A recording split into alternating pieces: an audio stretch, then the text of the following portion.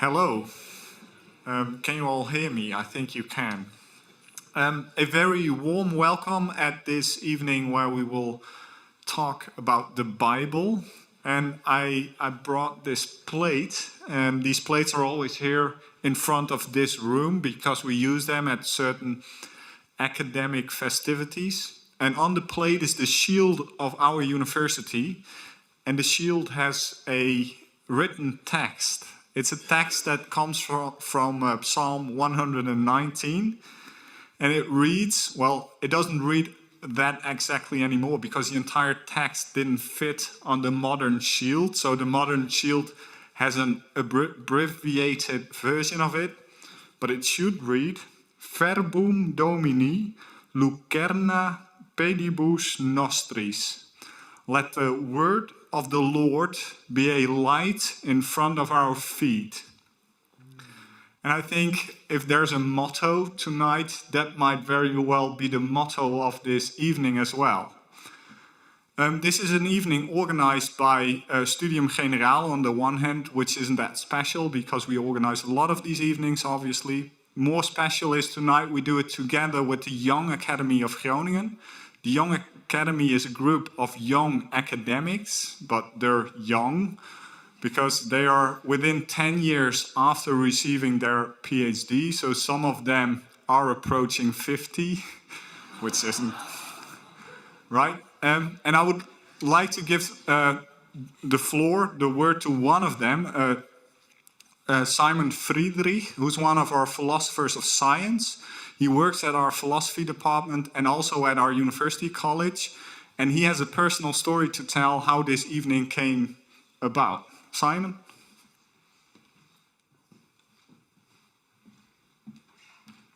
Thanks very much, Arjen. So, how did this evening come about?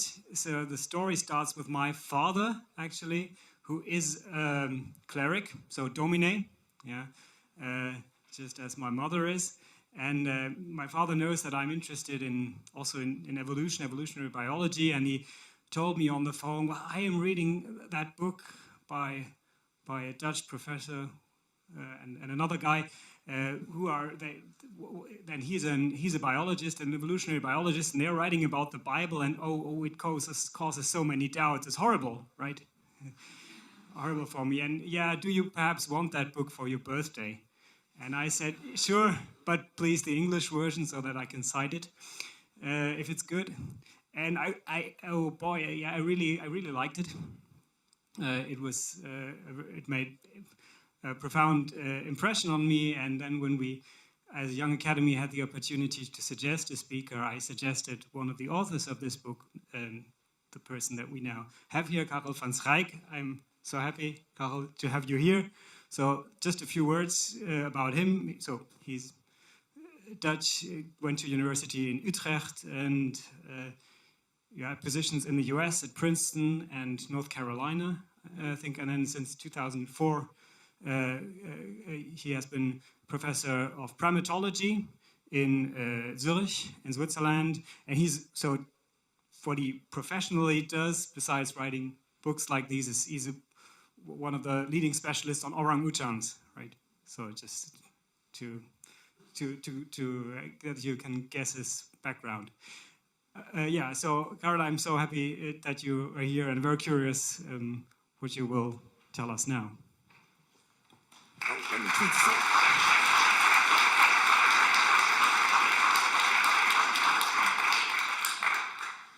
Thank you so much for that introduction. As Simon mentioned, I studied in Utrecht, and I am a field biologist, and I should, that was the biggest mistake of my life, of course. I should have studied in Groningen. That's where the real biologists are, but too late. It was my then girlfriend who put me up to it, it will not be a theology lecture. I'm not a theologian, and I am not here to either turn anybody into a believer or turn anybody away from being a believer. This is just a scientific exercise to try and make sense. It's another way of looking at the Bible. And I will get to the Bible after 30 minutes or so because I first need to prepare you for what I'm going to say. And the main point will be something like, Human beings, like every other species, have a set of preferences, call it human nature, which you shouldn't see as a very rigid deterministic system, but there's some that create some predictability in how we respond to situations. And because we created a huge change in our life, probably the most profound change that any species has ever created in their own lives, namely we invented agriculture and started to live in big cities and so on, that could lead us to a better understanding of how people coped with all these changes and how they turned that into a belief system. And that's what the Bible is about. So, let's see where I should position myself to see my own slides. Please, could the sound be a little bit louder or the speaker a little bit louder? No, that's not a good idea. So let's try to fix this. yes. All right, is that better? Can you all hear me now? Good. Okay, so as Simon already suggested, I started out as a monkey man, and basically sort of the first 20, 30 years of my career was devoted to the question, can I predict how species live in terms of their social system in relation to their environment? And that field is known as social ecology. It's a bit of a short name, but anyway, so they live in very different social systems. Does that make sense? And the answer is yes, it makes sense, because there is a link between your ecological niches, how your food's distributed, how many predators you have and how seriously you are threatened by them and so on, and your social system. And so, for instance, I spend this is a result of decades of work. Please ignore it. Okay. But if you think about it, every species, that social system is not something that they learn on the way and reinvent it every generation. There are sort of predisposing factors involved, and I summarize it under the term psychology. And who recognizes this man? I hope you do, right? Nico Tinbergen was the guy who told us that if there is natural selection on a particular outcome, on a function that is good for fitness, there has to be some mechanism that produces it. And so, based on that, we can predict that if you have a particular ecological niche in a particular social system, with that comes a particular psychology. And so, just a little example, the species that I study in that forest over there, you have the pig-tailed macaques, laponders in Dutch, and the white-handed gibbon, the gibbon. And if you look at them in the forest, these laponders, they live in big groups, very diffuse groups, and they're all over the place from the bottom of the forest to the highest canopies. And if you walk up to them where they're not used to it, it rains monkeys, they all come to the ground and run away. With these gibbons, they all live in the canopy. They never come to the ground. They've never touched the ground in their whole life. They live in pairs. And they hate each other. They are territorial. They sing and fight and all that. And here's the funny part. Now you bring them into captivity. They'll do exactly the same thing. So a lone pigtail female will be very lonely, and if she gets company, she's very happy. You do the same thing with a gibbon female. One will be dead very soon. You can't have two in the same cage unless it's mother-daughter, and then you shouldn't wait too long. The same thing, the gibbon will try to sit at the top of the cage, the pigtail will sit anywhere. So you see, they have a set of predispositions that even in captivity is maintained. And so there's a lot of sort of steering influence. And again, you shouldn't overestimate these things. It's not like deterministic, but there are these preferences that reflect. And now the whole point is that we human beings have that too. One of the reasons we don't like that to be true is because we now live in such a completely different habitat than we've lived before that we don't even recognize where our preferences come from. This is how we lived for about 2 million years. Okay, we gradually developed, evolved that lifestyle that is known as hunter-gathering that everybody did until about 15,000 years ago. But even about 3,000 years ago, it was still 50-50 in the world population, hunter-gatherers, agriculturalists. So at the very end of a long history of our species, something explosively changed that made us very different. And it's important to know if this is what we did for a very, very long time, what does it look like? What were we doing?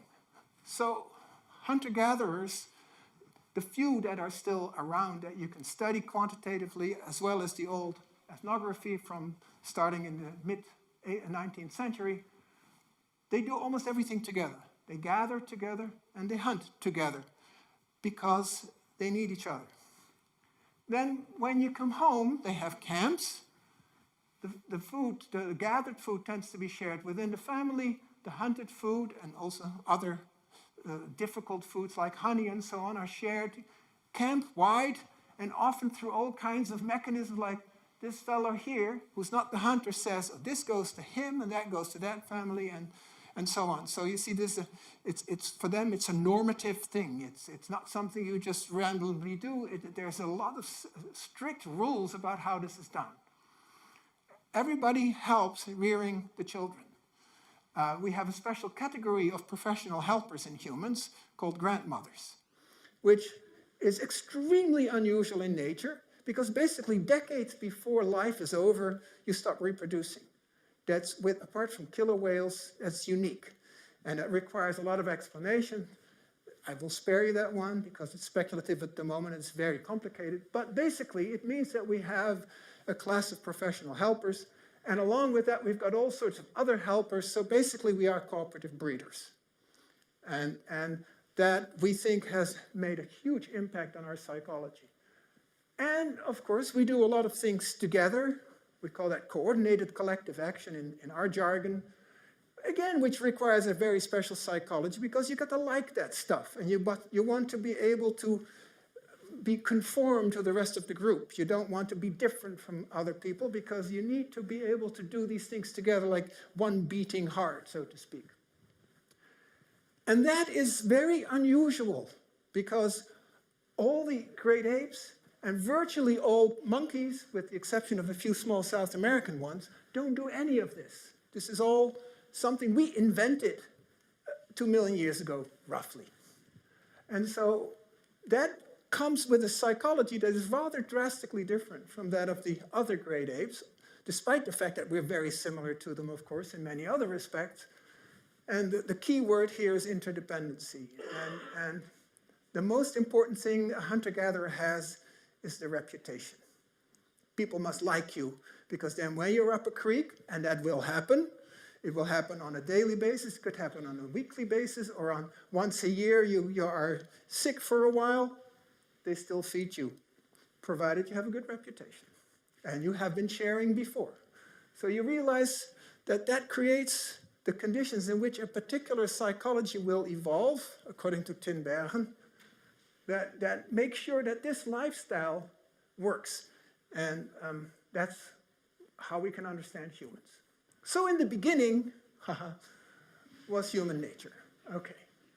And there's two aspects that are relevant. The one that I've stressed is the pro-social preferences. In other words, you really want to help others, because if you do that, you will also receive help when you need it. And this normative bias I already told you about, so we tend to judge people about how helpful they are and how nice they are and so on. It's called gossip, so now you know what gossip's good for.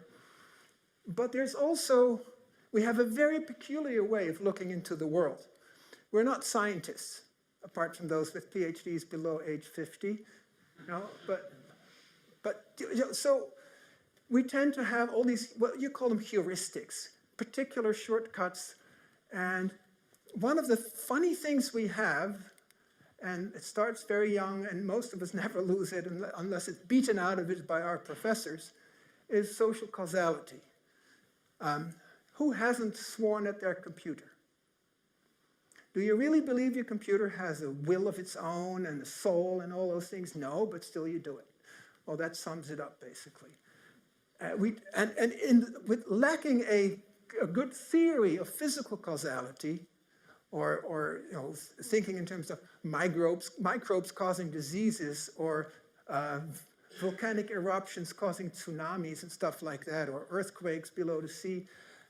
I mean, that's very, very complicated. So the best thing is agents did this to us, and they were probably angry at us, right? That's the easiest way of dealing with that. Okay, so This, of course, is debated, and a lot of, basically the what's it called, the standard social science model, remember? They don't seem to like this, but we have to live with it. It doesn't mean it's not plastic, it's very plastic, but there are these sort of tendencies that can be strengthened or reduced, but are clearly there. And then everything became different because at the end of the last ice age, now watch the scale, it's not linear, we saw a very sudden warming and everything became hunky-dory again for a while, and in particular regions, the ones that is best known and earliest probably is the Middle East, the Fertile Crescent, so this area in Mesopotamia and around, and so also including this western edge of Lebanon, Syria, Jordania, Israel. People started to be sedentary hunter-gatherers, so they started to settle down. And it was downhill from there, you could say. Remember, the classic idea that I learned in school, and many of you too probably, is that agriculture was great, it led to civilization. It's the very word, civilization, because it's the opposite of savagery and barbarism, right? Civilization is something wonderful, and definitely now it is. But after the early onset of agriculture, it was getting pretty bad for a long time. And that now all this what you might call forensic archaeology or whatever you call it, is now showing that it wasn't so good for a long time. So, and now I'm generalizing and simplifying, of course, because these are very differentiated processes, and many places you got stuck in one place or in one stage. But the net direction of change is sort of like this. Initially, you just became sedentary and you became what's sort of known as horticulturalists, gradually domesticating plants that are growing there. Then that became gradually more intensive, and after a while, people started to domesticate not just smaller animals, but also large animals that could then help in agriculture. And once that agriculture was very intensive and therefore created large surpluses, we saw the origin of what is officially technically defined as civilization, so cities and states. What are the consequences of that? As soon as you become sedentary instead of nomadic, parasites go up. There's nice studies that show that. And of course, you become more sensitive to all kinds of natural problems. And so you can imagine that, so for instance, starvation risk goes up. The next thing that happens when you got these big animals, lots of diseases started jumping to humans. Again, that's now sort of almost conventional wisdom. And you see a massive change in social organization because, as I'll start showing you, despite all the problems, populations soared. So you get many, many more people, and in large societies, especially if you can get surpluses, and that got worse in that situation here. So once you get surpluses, some people you have to defend them, other people want to serve themselves, you don't want that to happen. You invent private property that's somewhere along the gradient here in much more serious ways than hunter-gatherers ever had. And you get polygyny and patriarchy, all these problems that come with that. Once you have cities, you have increase in crime because a lot of people don't know each other very well, and under the cloak of anonymity, you can do all sorts of stuff. And because cities are the centers that have all kinds of connections, interesting diseases can walk in, and every stranger that walks into your city could be the source of a new disease. Not good places, cities were death traps until a very long time ago, until very recently, sorry. And these cities were basically, the people leading them were warlords, and so it was a very violent time. This is, by the way, also now increasingly shown archaeologically. So with that change, which I sort of roughly pointed out there, depending on where you are, we see a change in social organization. And you see it in many different places. So these are convergent developments that people everywhere sort of went through independently. There's where human nature is a useful concept, because that convergence, if it were just somebody had an idea and somebody else had another idea randomly, you wouldn't see these sort of almost, well, at least statistically clear patterns that you can see everywhere. And so here are some examples of the kinds of studies people have done. So for instance, in the Western Levant, you have the Natufians, which were still foragers, although more sedentary already. And then the Neolithic people that followed them, and you see that there was a massive increase in inflammatory diseases. So they had more disease problems. You also see, and this is an example from the Indus region, that when they were still foragers, people were a lot taller than when they became agriculturalists, and it kept on going down there until recently. And here's an overview about 10 years ago, where you see that, it is not everywhere the same trend, but if there is a trend, it tends to be down, and that red square shows you what happened in the Levant. Very interesting, something that solves a lot of puzzles that we've had. For the first time, you see serious perinatal mortality around giving birth of mothers and infants. And this is an archaeological study by Jonathan Wells. He compared a bunch of forager assemblages and a bunch of farmer assemblages, and you see there's a huge difference. And it completely jibes with the hunter-gatherer literature. I've been combing it, saying, well, where are the obstetrical problems? They're not described. So either everybody's been asleep at the wheel, or they don't exist. And there's a couple of people who really say, they don't exist. So that's very important, because we still have this problem. And some of it, historically, the best explanation was smaller stature. That's still true nowadays. Shorter people tend to have more obstetrical problems than taller people, because of allometries of head size and birth canal size, complicated story. But the other thing is, now that we're tall again, we're still having this problem. And people are still, maybe there's physiologists here that know better than this, but this is still being debated as having something to do with our changed diet, much more starchy diets. Whatever the reason is, we now know that this is a new problem. We didn't have it until about 10,000 years ago.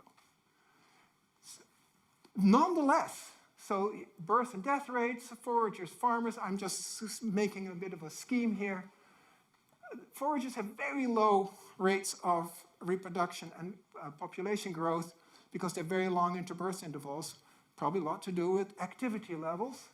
Farmers have massively higher birth rates, at least twice, probably more, but also higher death rates. Netto, we see a big increase in population. Wherever you see agriculture, you see the population go up. And so here's you see it's a factor 8 or 9. Yes. And so we talked about the causes. So that's subsistence. So we started a new life.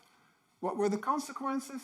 The consequences were larger populations and therefore larger settlements and larger societies, but also more unequal societies. This is based on variation in house sizes, archaeologically speaking. You see it's brand new work.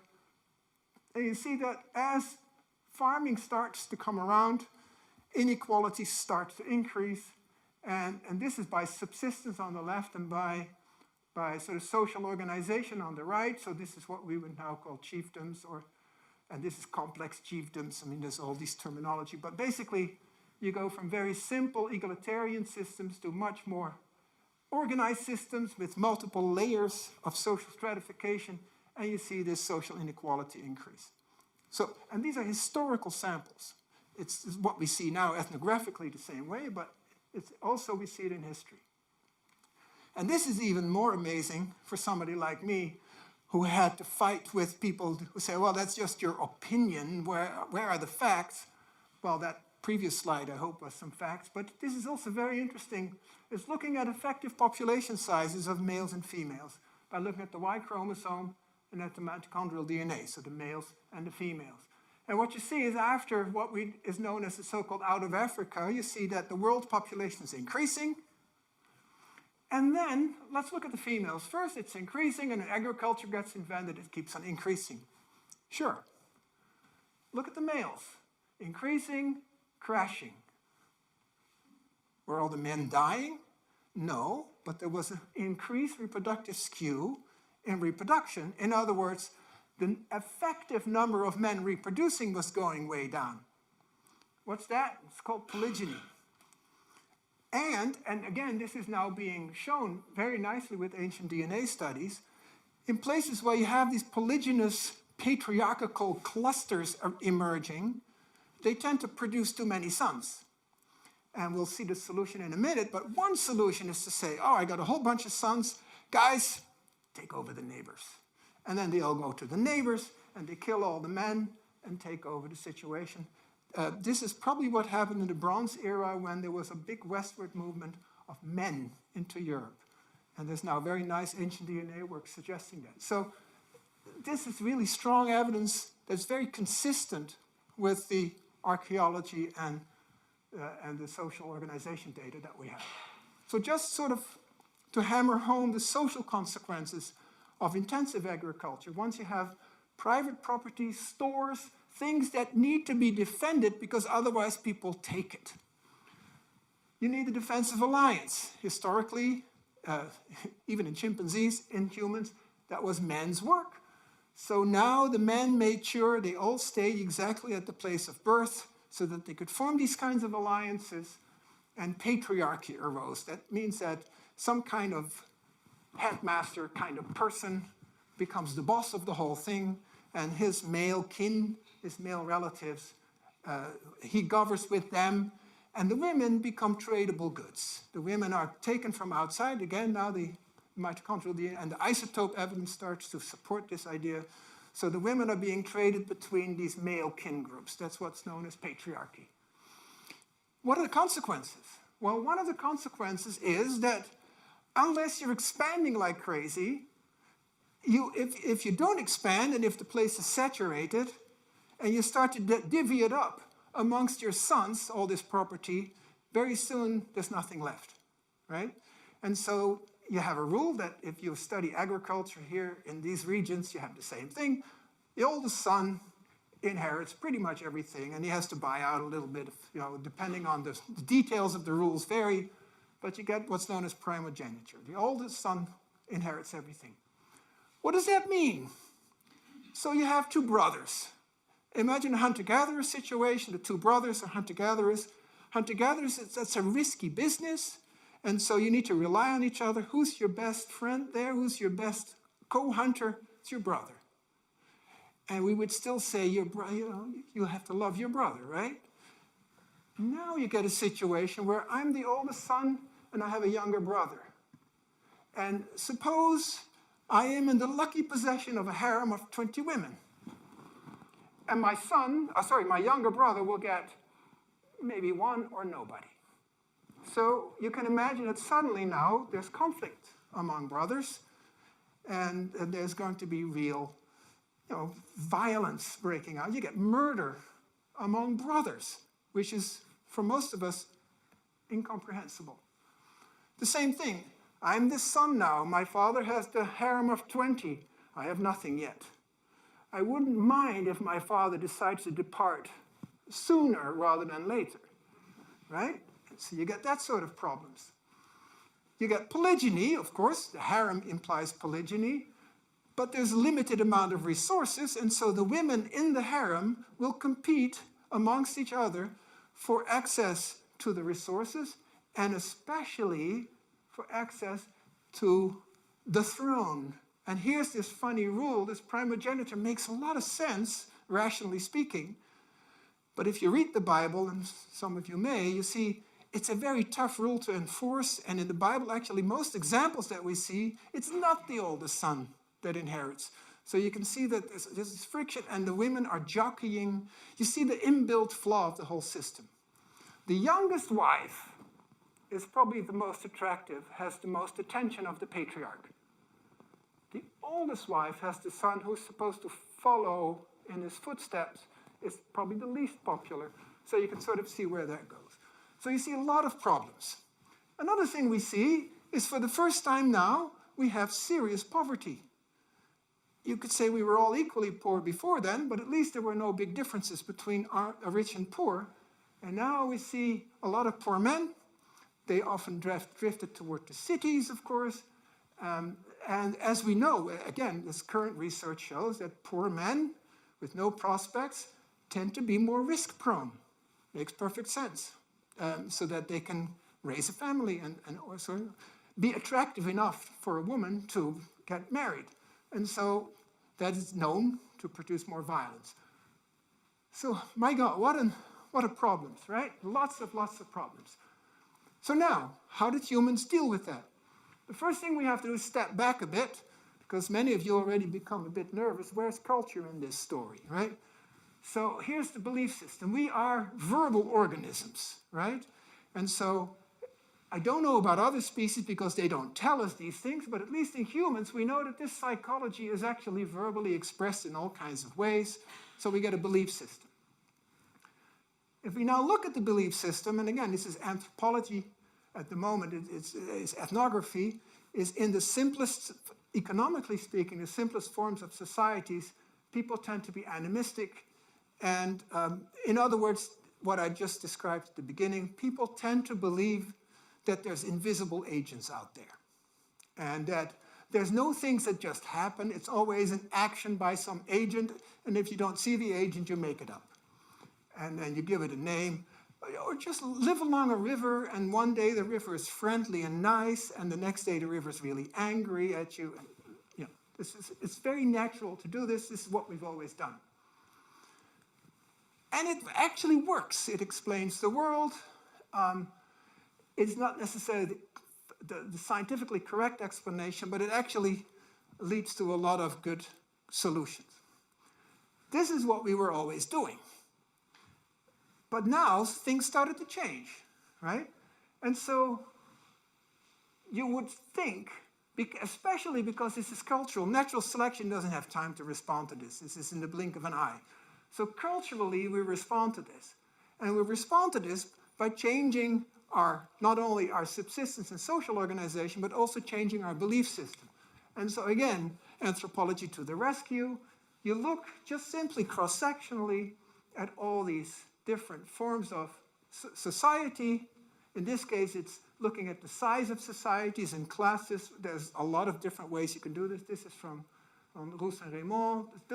But you always find some kind of a correlation. In this case, belief in moralizing gods in general, usually. Okay, so that's why I say, and this is not blasphemous because we've known this for over 100 years, religions have an ecological niche. So you change the ecology, religion changes with it. It may take a while, but it will follow suit one way or another. And that brings us then to the Bible. Remember? Yes, that's why we're here.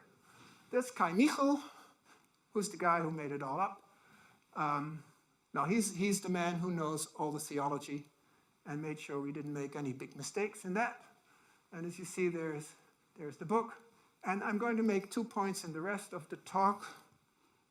Better be quick. Is that the first part, Genesis, describes people's sort of anger at being thrown out of paradise. And their diagnosis was, we were thrown out of paradise because of all kinds of mistakes, but the punishment was agriculture. Punishment, right? And then the second part is that because of some really funny historical quirk, the authors of the Hebrew Bible were monotheistic. And monotheism is extremely rare and maybe unique, in fact. But once you have that, that leads you to a very peculiar way of analyzing the situation and leads you to all kinds of solutions. And the 5 books of Moses are really, after Genesis 4 more, are really about these solutions to that they came up with. So in a way, these guys were doing science. They were analyzing their problem and formulating solutions after thorough logical analysis. And we have great respect for what they did, even though their explanatory model now is no longer that popular. Okay, so start with my proof that the people really thought that they were being punished. So, first thing, it's still hunky-dory. The Lord God took the man, put him in the Garden of Eden to keep it, fine. And they were both naked, the man and his wife. They were not ashamed. Wait, why was that? Well, you saw my hunter-gatherer pictures. Hunter-gatherers don't deal with that stuff. They have slightly different sexual mores than we have today. apart from the flower power hippie period, I believe Blink, where we rediscovered that. And so this suggests that somehow these people knew we were doing things differently in those days. And now here comes the punishment. And thou shalt eat the herb of the field. You know where Eve eat the apple. Different story. And in the sweat of thy face shalt thou eat bread. Bread? Aha. So now they make their own food, okay? So they're thrown out. And of course, the sweat of thy face. There's a lot of evidence that after this initial period, farming became really, really hard, and they had to work long, long hours, very repetitive movements. You see it in the morphology. People had all kinds of problems because they had to do the same movement over and over again. They were not very happy with that. And somehow, some voice told them things have been better before. We now call that paradise. And then they were thrown out. They were sent forth from the Garden of Eden to till the ground from whence he was taken, till the ground. So now they had to be real farmers, and especially men don't like that because men are hunters and not farmers, not ground grubbers. And for those of you who remember, the Lord actually built a fence around paradise and had 2 angels with flaming swords defending it, so there's no way you can go back. Also important things. Populations go up. You can't return to foraging. It's impossible. And now here's a part that everybody always ignores. It's very interesting. First of all, 5:5, that's before that. And all the days that Adam lived were 930 years. You all remember that, right? Why did these guys live so long? Well, we now know that foragers lived longer than the farmers. And of course, there's a bit of poetic license, because after that, now he is a farmer, yet his days shall be 120 years. I would still sign up for that, but still, it's a lot less than 30.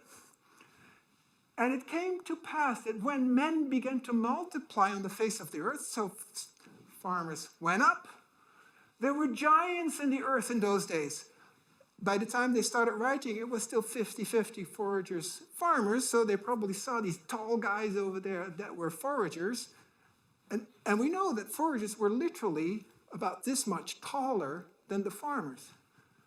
And God saw the wickedness of man was great in the earth. And as I told you, agriculture becomes more intense. We get all these violence. The earth was also corrupt before God. All these despots taking women and horses and all that. And the earth was filled with violence. So it really looks like, in a way we cannot explain, they had some kind of diagnosis that pretty well fits what we now know in terms of historical evidence. So to summarize, right, part 1, thrown out of paradise. What was the punishment? We had to become farmers. And after that, that's why we call Genesis the catalog of catastrophes, right? And God as master of disaster, I have to add. Okay. And so you see Cain killing Abel, right? Brother killing brother, we now know why that is. We see ravaging floods, the big flood with Noah and his ark. We see the Tower of Babel with sinful cities. God really hated cities. And then there's a long soap opera part about the patriarchs and their families. And it's like they read our scheme. Everything in our scheme is highlighted at least once or twice. And so basically, if you summarize this, it's literally like these guys knew exactly what had happened. It's the perfect catalog of the new problems that arose with agriculture. Doesn't mean to say that life was hunky-dory and wonderful during the forager days, but it was certainly not as bad as this. And they didn't have ready-made solutions for it. It was something that was all new to them. And so the Bible begins with the summary, the punishment, and here's where the diary element comes in. Because then, what do you do when you feel that everything is going wrong? You start to think about things. What can I do? And it's like, dear diary, because you see the Bible actually developing these things and changing them over time. If you go through the whole Bible, you see that the diagnosis changes over time. And so these guys were actually sort of like writing in their diary, dear diary, what happened today again? I really don't know. Maybe it was because of this, or maybe it was because of that. That makes more sense. And you can read the Bible literally in that way. And so here's the cool thing. They had this monotheistic model in a polytheistic world, which was basically everybody else, that, by the time you have agriculture, you get the big gods everywhere, the ancestors become less important, you get big god kings, usually, right? These guys were monotheistic. So in a polytheistic world, you never know who caused what. There's a whole bunch of gods, and they all have their political agendas, and often there's collateral damage that, oops, by accident we kill some humans, and it's very difficult to make sense of it. As a scientist would say, there's too many unknowns and too few equations, right? But if you have a monotheistic situation, you have one God responsible for everything. Everything. So something happens that feels like punishment. Okay, you say, yep, punishment. We must have done something wrong. Well, that's a good insight to start with. Think of climate change. Okay. Let us analyze this. We have violated God's norms. Aha! We can reverse engineer God's norms by this analysis, and all we now need to do is formulate the commandments. If they don't work, we go through it again. And you keep on, and that's what they kept doing. And also, if you go through the Bible, you see that the analysis changes over time. For instance, about heaven and hell and stuff like that. I don't have time to go into these things. It also becomes very theological. But this is their basic approach. And they came up, somebody counted it, with 613 in the Torah of those kinds of prescriptions. The ones you know best are the 10 Commandments. I would like to see a show of hands. Who still knows all 10 of them? No, that's much better than a few days ago in Hamburg. So, Groningen 1-0 for Hamburg. Okay. Well, just for you, sorry, shit, I forgot this slide. So, what was the logic they used? It's very interesting. This one makes sense, right? After all, God made us similar to himself, and therefore, if we don't like it, God doesn't like it. That makes perfect sense. So God really hates injustice. There's many places in the Bible that's being told. And he, for instance, you have to be much more generous towards slaves than you would think. And he hates it when somebody accumulates stuff at the cost of somebody else. All of that makes perfect sense from what I said, the kind of conditions in which we evolve, the kind of preferences we have intuitively. But then, it doesn't cover everything. And this is, I think, is where science started. Because then they said, okay, now, there's not an obvious explanation. Let's try to analyze the situation. We see a pattern. We see a correlation. Let's try. And sometimes these things were really rampant. For those of you old enough to know how AIDS started in the US, it was very obvious. Oh, it was the faggots disease, right? That's what they called it. Because if it starts in a particular place, it develops in particular ways, and everybody knows what kind of people they are, especially in small societies. And therefore, you have the correlation. And this is, for instance, this is a nice example. If such a disease arises, which we know happens once in a while, the correlation is easily established. And according to this model, here's the funny part now. We've always been doing this. But now God no longer likes that, obviously, so now we have to forbid it. And I can tell you, people, I have researched this, please don't do this, and you say, mind your own business. But if I now say, God forbids it, and you will go to hell, and quite apart from that, we will all go to hell because punishment tends to be collective, then I've got your attention. And so, this is sort of the logic, and you see that in particular cases, it actually works. So for instance, there were lots of hygiene rules, diet rules, brilliant idea of what to do with the sick people. As soon as there is a contagious disease, you isolate them. Brilliant. You save society. Well, you sacrifice your kids, but it works. You can already see that this is something that will change over time. And so on and so forth. So basically, you try to figure out things this way. So it was this forced people to observe. In a polytheistic society, you don't do this. But now here, with this one cause, you are forced to observe, look for these correlations, and look for solutions. Here are the 10. Sorry. Here they are. And it's a Christian version. They all have a slightly different set of things. But the first 4 is about monotheism, which is kind of funny. But if you read the Bible, you know how many thousands of people had to be killed because they were dancing around the golden calf and all those things. Because no good, eliminate them because we have to be monotheistic. Makes perfect sense because you cannot establish this stuff if people aren't convinced. You have to, that's number 1. That's why pretty much half of your 10 commandments is about God. By the way, that's the first tablet they found recently that apparently has an old version of it. But there's something very funny about commandments. Why do you need commandments? You need commandments because you're not supposed to do these things, but it means some things you do automatically. And is there a commandment that you have to love your children? Well, there's a bit you have to honor your father and just... But small children, everybody loves small children, right? So there are some kind of things that suggest that we're dealing here with things that you wouldn't normally do, but now have to be done for some reason, or things you would normally do that no longer have to be done for some reason. So there's some things changed, some mismatches happened. And if you look at it from that perspective, it makes sense. So 1 to 4, you have to internalize monotheism. That's the precondition for the whole system to work. And that's why there's so many parts of the Bible that hammer that home, because without it, nothing works.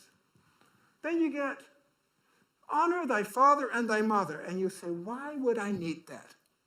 Well, think back to the polygynous patriarchal situation. There might be all kinds of reasons why you're not quite happy with your parents. Thou shalt not kill. We know that in hunter-gatherer situations, actually, the murder rate is a bit higher, or certainly much higher than here, for instance, because there's no police, and you tend to get revenge killings, which tend to lead to more revenge killings, and that might escalate. In a normal situation, that's what you do. Now you have state authorities or other authorities that say, no, no, we take care of that. It's a civilizing measure, so that you don't get this escalation. Where are we? 7 and 10, we have a new kind of sexual morality, and thou shalt not commit adultery. If you read the hunter-gatherer literature, you will see that the patterns there are slightly different, you might say. And I'm not exaggerating, I am. Okay, and thou shalt not covet thy neighbor's house, wife, or possessions. The first thing, of course, notice that only men do these things. Women are angels, they never do these things. And again, possessions, you have to learn. Number 8 is thou shalt not steal. This is very interesting. Hunter-gatherers share everything. So if I go to somebody and take something, that's not stealing, that's borrowing. And so and remember how our children have to learn these rules. In primates, basically, is what I have in my hand is mine. If it's there and you take it, I can't be angry at you. I might if I'm dominant, but I might take it back. But there's nothing that says this is now mine. There's no label on it. In humans, we do these things. In modern humans, in agricultural humans. So there's a lot of cultural effort to learn these rules. That's why I need a commandment. And then we have the anonymity problem. Thou shalt not bear false witness, which again is something if society becomes a lot larger, you can get away with that much easier than in a tiny, tiny village where everybody knows you and has known you for 20 years and they know what your word is worth. So that was the 10 Commandments. Now how about these 613? As I said, key issue number 1 is establish monotheism. It took a lot of killings to get that done. And then you get what we call the catastrophe protection system. So now it gets down to the nitty-gritty of it all. So number 1, you want to stop violence from escalating. And there's all kinds of rules. As usual, I'm running out of time, so I won't go into the details. 2, disease. Why? Well, hunter-gatherers don't have a big problem with disease, so we don't have a lot of innate responses to diseases that might reduce their impact. These are all new things, and we have to make up rules to deal with them. Rules securing the system. Remember, this system is that if God gets mad about something, he will punish us, so we want to avoid punishment. So we're going to make this whole system watertight so that we don't get any new punishments. And then there's always leaky things there. So, for instance, somebody killed somebody, and you can't find out who did it. We didn't have DNA studies yet, and so, but God might still get angry at us. Oh, now we have to figure out a way of dealing with that. You see the logic of this very impressive logic. This is the moment that logic was really born, you could say. And then priests. Priests are very important. If they do things wrong, God gets mad, and so the priest had to do everything right. And remember the cycle. If something wasn't solved, you try all kinds of new tricks to make sure the next time it will be successful. And so the priest will have to pull his ear properly at the right moment, and he has to wear exactly the right dress, and so on and so forth. And priests have to be perfect people. They can't be crippled or anything, or have one eye. No, it's all very complicated. All to make sure that we don't make any mistakes.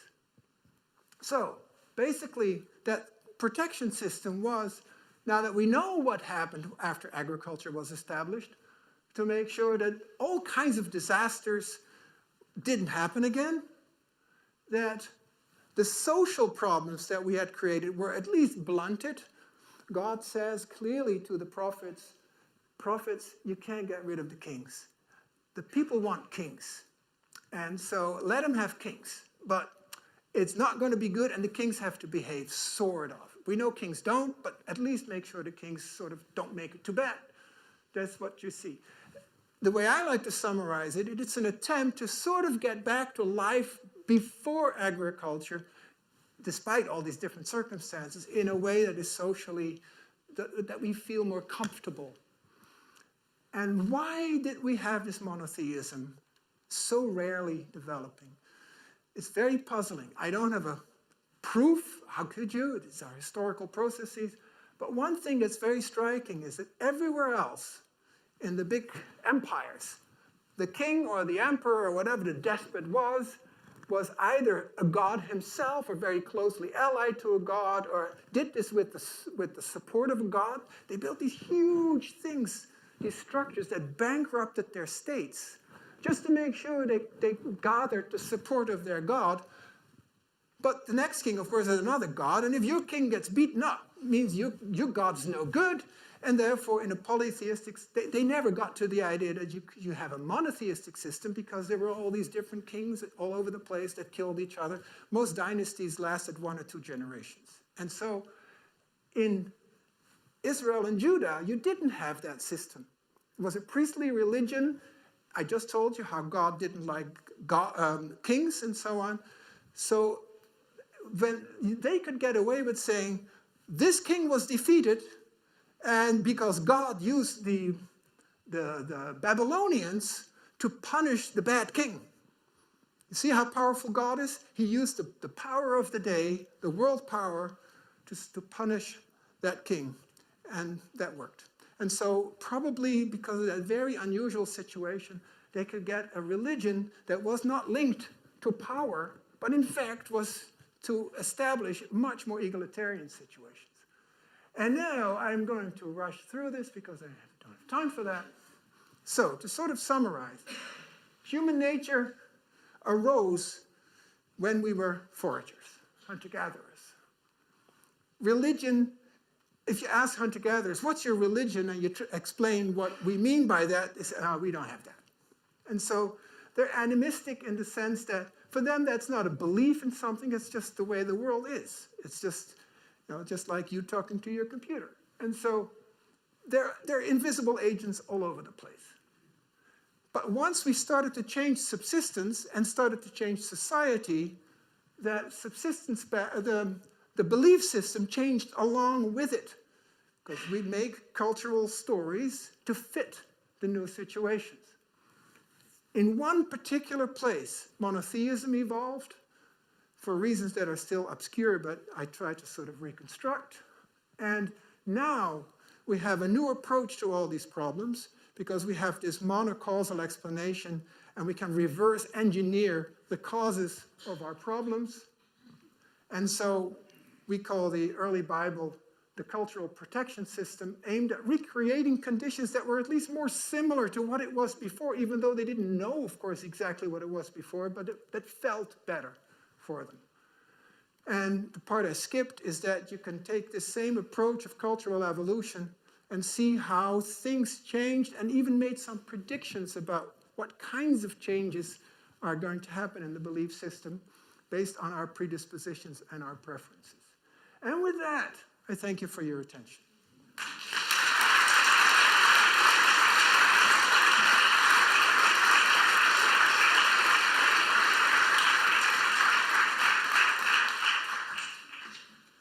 Phew. Thank you very much. And I'm always glad to be the person allowed to introduce or to do the roundup or to give you a chance to speak, especially when we get a scholar so enthusiastic about their research. I really, really enjoy that. So thank you for that. The thing we now have is we want to ask you to ask some questions to Carel van Schaik. And one of the things we did to make sure you would, we asked the members of the Young Academy to actually read his book, which a few of them did, and they read it from their own perspective. These are specialists in biology, theology, philosophy, social sciences, and they posed some incredibly difficult questions. So if you want to be ahead of those questions, I give you the chance to ask your own stuff and to keep up with the rest of the evening. So, Kirsten, anybody, and I can imagine the talk raised a few questions, or perhaps, obviously, if one of the members of the Young Academy would like to ask something, you're welcome as well. I see a question.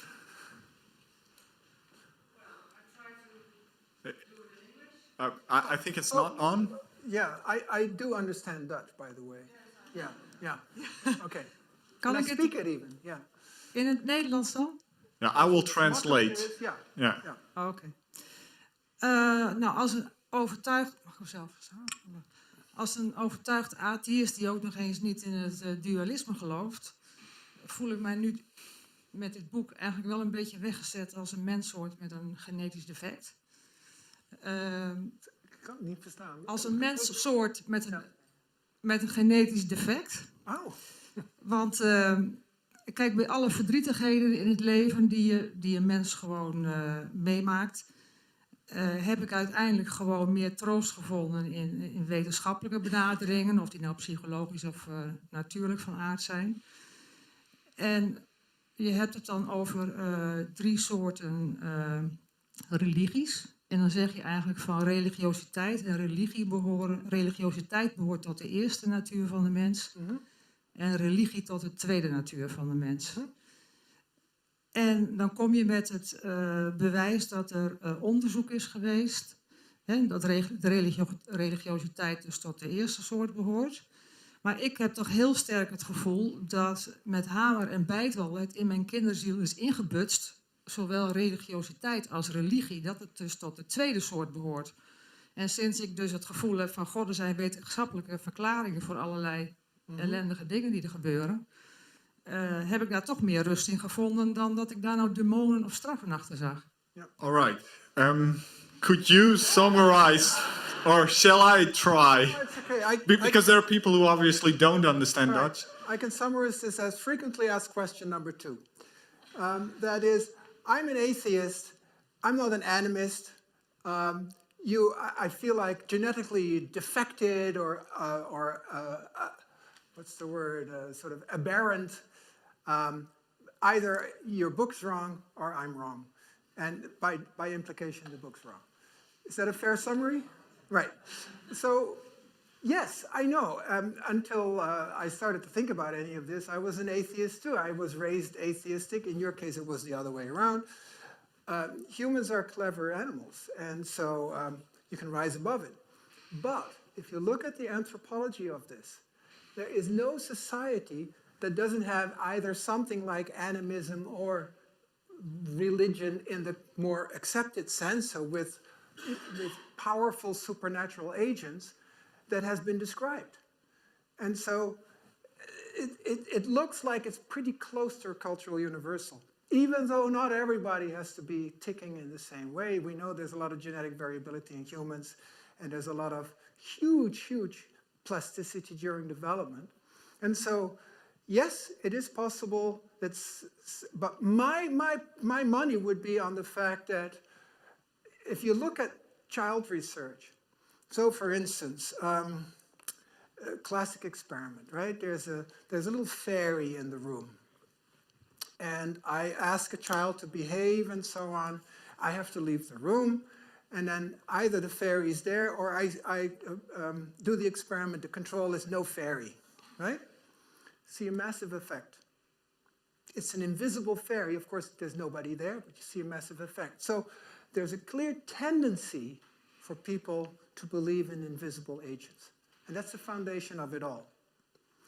And I don't believe in invisible agents. So I think I'm also just as defective and aberrant as you are. But it is sort of the substrate that we start with. And of course you can grow away from it, like the plasticity in humans. But I still think if you have to put numbers on it, the majority is still fundamentally believing in agents, invisible agents. Would be my guess. All right, thank you. I see a lot of hands, so over there, please. Thank you for a very thought-inspiring talk. I was wondering if Judaism is the cultural response to the agricultural revolution. How would you describe the current response to the technological revolution? Oh my goodness. Well, we have this last section in the book where we also throw up our hands and say, for instance, we have created all kinds of non-religious institutions that actually work pretty well. And look at the Netherlands. Would you say the Netherlands is a Christian nation? Right. Yeah. And look at Scandinavia and so on. And hey, we happen to be the least violent, still roughly most egalitarian, countries in the world. So it can be done without religion, but religion helped us to get to this place. Think of socially imposed monogamy and so on, led to a lot of social peace and all kinds of rules and regulations that were put in place by religion that, for instance, the morality that in large anonymous situations, morality is ancient, but in these large anonymous situations, the regular mechanisms that maintain morality, apart from the internal drivers, disappeared. And the church put in place the big eye in the sky. All the big religions did that. And it really worked for a long time. And so in a way, we can thank the world religions to bring us to where we are now. Now, you might argue, and I tend to agree with you, that thank you very much.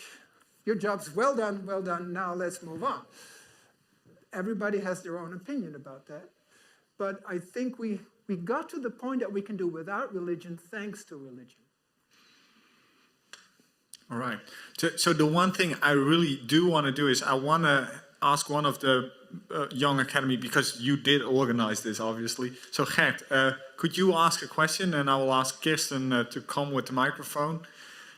And Gert, you're a researcher, I think in the same field, more or less, as Carel van Schaik. Thank you. Yeah, I feel a little bit that my question has to be spot on now, so I hope I will deliver. Thank you. That was wonderful. I looked up some facts about, or I think, facts about hunter-gatherers. Okay. And this is work by Hill and Hurtado. You know these anthropologists? Yeah, of course. Okay. Over 40% of children die before the age of 15. Yeah. We're talking about hunter-gatherers now. Yeah. 30% of children's deaths is due to homicide and infanticide. Infanticide is 4 times higher for girls than for boys. Yep. 44% of young men and women die from warfare and homicide. Yeah. Nearly all individuals suffer from parasites. So how would the Bible of these people look? Okay. Those seem to be sort of maybe even more violent and terrible than the Bible. A few things. First of all, you're talking about one group that was being settled or had already been settled, and the hunter-gatherer stories are from the pre-settlement times, right? So that's one. Second, we have to look at the big picture. I never said that murder rate was low. But if you say 40% died before the age of 15, agriculturally speaking, historically speaking, that was pretty damn good. Because if you look at their curves, and again, this is a composite of all the hunter-gatherer populations that were studied, it's about the same survival curve as Sweden in the 18th century, which was pretty good. And so earlier, it was much, much worse. So, you can go in both directions. Murder, of course, is higher, we know. The infanticide story, again, there's places where there's 0 infanticide. So, again, you have to paint with a broad brush here. Ideally, we explain the anomalies and the exceptions, but overall, if you look at the statistical pattern, these guys in that respect are an outlier, not in the survival, but certainly in the infanticide. Yeah. Right. Let's, because I see a few people there who are very eager to ask a question, so...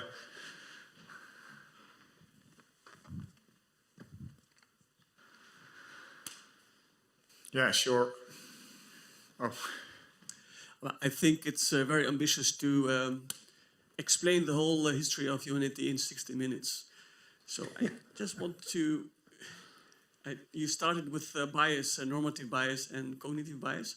So I'd like to know, what is your own normative bias and cognitive bias in this story you're telling us?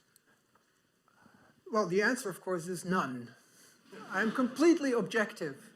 I'm a natural scientist. Okay, thanks. Right. The true answer is, of course. But the beauty of science is, as Darwin already said, if you have a false idea, there'll be lots of colleagues willing to shoot you down. And as long as their facts are better than yours, it's over. And so, in other words, science is a game of facts. Of course, this is extremely painted with a very broad brush. We have to, and also, not just that we have to because I have 50 minutes, but also because a lot of these things can never be reconstructed with precision. We don't know exactly when this idea of monotheism arose, under what conditions exactly. We know a lot more about this than about other things. So we have to be looking at these correlations. However, you can compare reconstructions. And if somebody comes up with a better story that fits more facts, makes more surprising predictions, that's the way it works. And if I don't care which biases you bring to this, as long as if you make the right predictions, your biases turned out to be correct until the next theory comes along that works even better. That's what science is all about. You want to respond, please. I give you one response, okay. I like that word, game of facts. I like it very much. But my question is, I just want to know how big or how small is your bias? Do you know that? Well, in what direction? So were you offended by being anti-religious, or were you offended by being pro-religious? By me being pro-religious? I don't think I've tried to keep it neutral because I came here to listen to you, something new. So I thought, I'm not offended actually, but neither. Right. But my idea is, I'm a journalist, and I see if I'm following someone for 2 minutes, and I know I can now just tell one sentence of that summary, and then I hope I'm telling the reality, I'm telling the truth. But if you are summarizing here the whole history of humanity, and you say it in 60 minutes, I have so many questions. Sure. You see? Sure. And I say that's not impossible. Do you have some money? Buy the book. Yeah. But I thank you for... There we have more time and space. Yeah. But in general, I have so many questions, and just in that way, I found it very one-dimensional, because the bias and, self-reflection. No, but that doesn't help me. Obviously, it was an introduction today, so we only have an hour for the entire talk. I'd like to move to your neighbor, who also has a question, I think. Hi, Professor. My question is, if based on your theory, the ideology behind the Bible is somehow going against the whole agrarianism of 10,000 years ago or whatever, then first of all, how did the writers of the Bible, how were they aware of the past? They certainly didn't have any access to records. No one was walking around in the Amazon or something, right, in contact with the natives. And secondly, well, if they were against that, then why do we witness in the Bible many accounts of, I would say, slavery or womanizing, for example, like the prophet David comes to mind. Who was, All right, that's two different questions. So number one is frequently asked question number one. And that is, how the hell could they know? There's 5 answers to it. I hope I remember all of them. Number one, yes. Recent research shows that collective memory actually in non-writing societies holds a lot longer than we used to think. Very, very debatable, of course, but that's what a lot of recent research suggests. Number two, at the time they started to write, I've already said it twice, there was still 50-50 in terms of population, hunter-gatherers, agriculturalists. Not in that region, obviously, but people were moving around, and it's possible that there were stories percolating from travelers. Number three, a lot of the stories these guys worked with, in Genesis in particular, were much older. And the first records are going back to like 2,200 before Christ for the first written up stories. So again, you're closing the gap, because the big problem started only around 4,000 years ago. 2 to 3,000 years before Christ. Interesting point in time. And so that was 3. 4, in many cases they don't even have to, that was 4. In many cases they don't even have to have a record. It just doesn't feel right. They just have a preference for some situation, and the situation now isn't right. And now your second question is, of course, very puzzling. Now that religion, so until, let's say, 100 years ago, religion was thoroughly established in this region. Do you think everybody was angelic in their behavior? No, right. So you give opportunities for humans. They're strategic organisms, great plasticity. You give them an opportunity to get rich. Hunter-gatherers can't get rich, because if they try, they'll be thrown out. And they have to share. If they don't share, it's over. Now, for the first time, that you could start to accumulate these things, you could say the old primate drive towards dominance and accumulating stuff and polygyny and so on was there. It either was rediscovered or it was slumbering somewhere in the genome, or a combination of the two. And of course, that's why these religions had to be established to put the lid on that, because that is the tendency that happened. I'm not describing fairy tales here. We know from the archaeology that these early emperors, they had huge, all the city-states were based on slavery. And many of them were how do you call them again? People that you, prisoners of war, right. And all kinds of people who couldn't pay their debts and all these things. They had huge harems with eunuchs. Of course, these guys tried everything. And the point is, that wasn't possible before. Now it was suddenly possible. And there was a broad movement.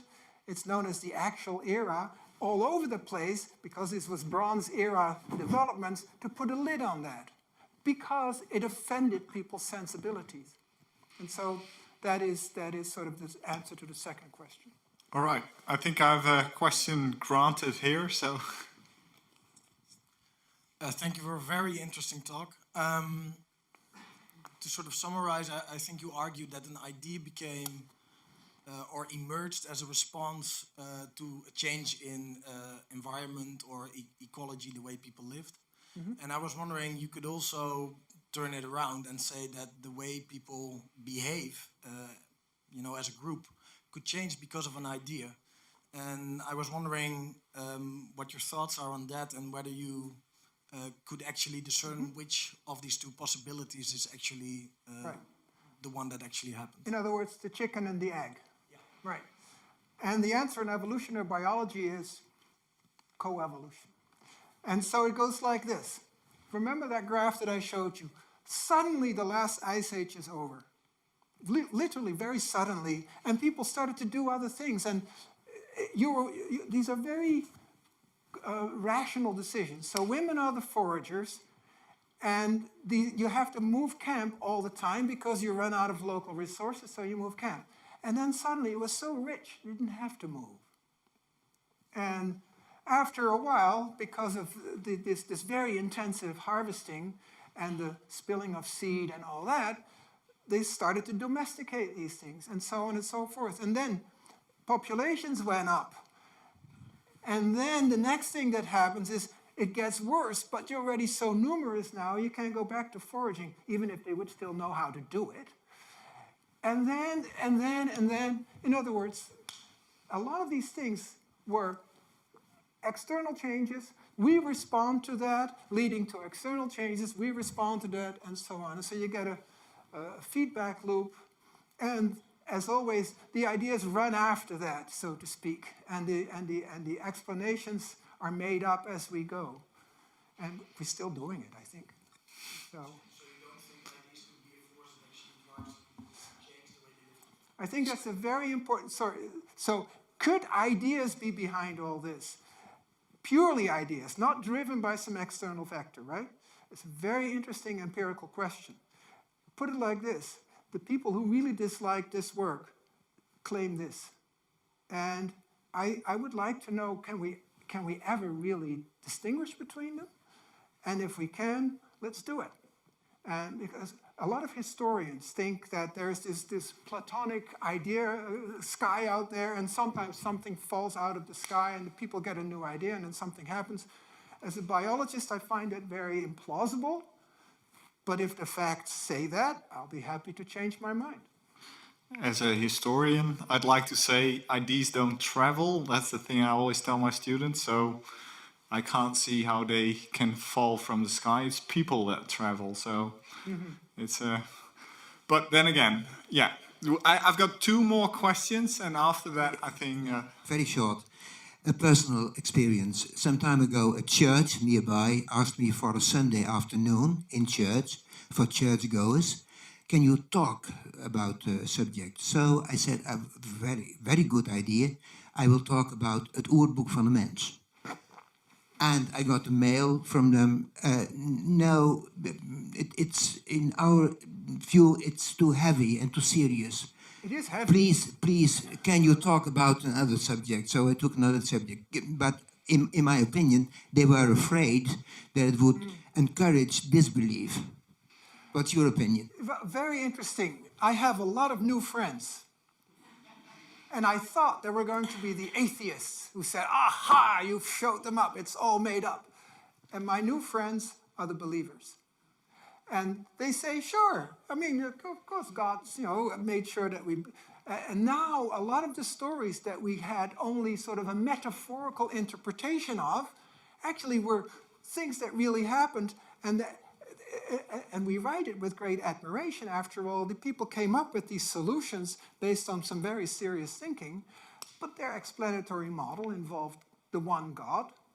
And if you happen to believe that, it confirms your belief. So, in fact, I can proudly say I am now involved in the Weiterbildung. How do you say that in English? Of the permanent, of the repeat education of the Pfarrers of the Canton of Zurich, and so at least the Reformed side, the people that went through the Reformation, that side of the church is very enthusiastic about this book, to my great surprise. All right. Yeah. You could phone them and ask them if you could still do it. We have the last question, I think. The man with the green sweater. Thank you. I have a double question, if you want.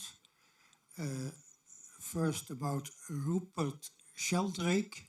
Oh, yeah. Rupert Sheldrake, you know him. How does the dog know his boss is coming home? Yeah. And a year ago, I met a woman on a platform in the park, and I asked her about a very sick man I knew from, and she told me much more about his whole life than I did know. Clear viewing, clear loving, Right. clear, clear, clear. How can I explain that? I Yes. cannot.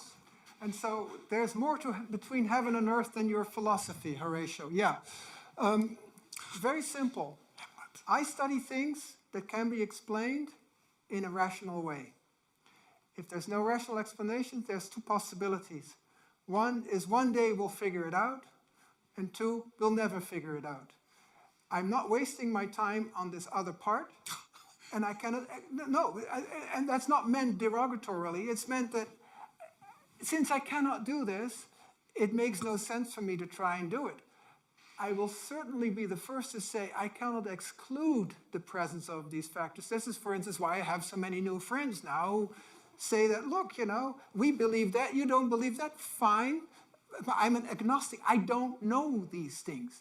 But I don't think it makes sense for me to try and build simulations or whatever you call it of what I think might be going on, because there's no way I can test it. So I keep my feet planted on the ground, and I leave all the other stuff to other people without denying that there's the possibility. That's the position of respect that a scientist has to have toward religion, just like you would hope to have religious people to have the respect to science for the observable and testable phenomena. I'm going to use my position as chair to say some final words. This is the book, The Good Book of Human Nature. It's still for sale. I think you can buy it online at Van der Velde, one of our main sponsors, obviously. So you're welcome to do that. I would once again like to thank Professor Van Schaik and give him a warm applause.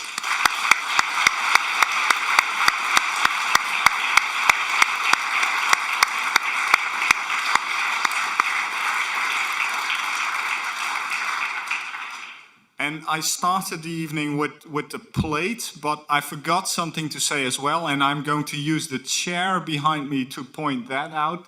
The red chair behind me also has the shield with the weapon and the logo of the university on it with the same text. That's the chair we normally reserve for the rector of the university.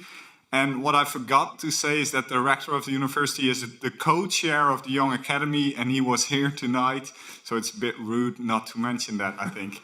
Thank you again. We have a nice program again next week for Studium. You can find it all on the website, and I hope to see you again. Thank you.